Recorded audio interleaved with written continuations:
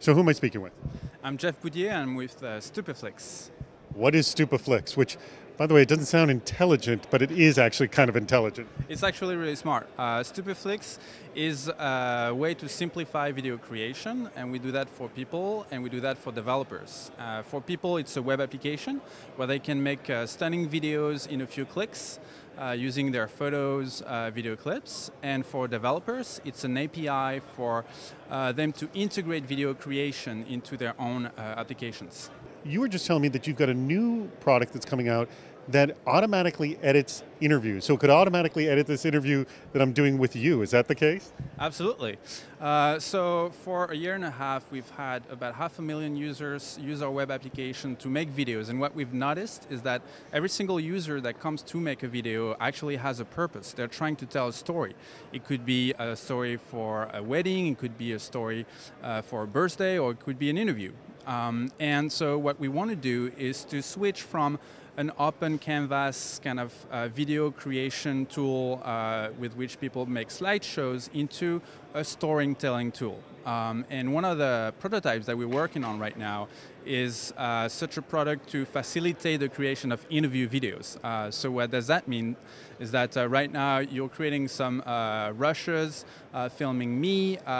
Later you're going to give my business card to your editor. They're going to take my name, my title, my company name, and they're going to do a bunch of editing operations like adding an overlay, cutting, syncing to the music, and things like that. And so how is your program going to know when is the boring part of the interview, which is, by the way, not this part. This is, I wouldn't cut a single thing of this interview so far. But how are they going to know when is the dull part of the video or the part that's not interesting? I mean, what I'm most intrigued by is what's the intelligence in your product that knows where to make the cuts? Well, the idea is to really facilitate the editing process and to automate the things that can be automated. So in terms of knowing what's the most relevant part of the interview, it will still be the user who will decide that by trimming the footage they recorded to keep the important part. What we'll do is automate all the editing that goes after that, which is always the same thing. It's always adding a title card, it's always adding an overlay, it's always adding a logo, people's names and things like that. And so in the particular case of the interview, we know how to automate that. There is a recipe for interview videos, as I'm sure. So so there's a recipe for video interviews of which we've walked through. So if I have a 10-minute video with you and I want to cut it down to 4 minutes, am I just sort of indicating the parts that I want to cut out? And when I indicate those, you'll sort of assemble it and then do everything else?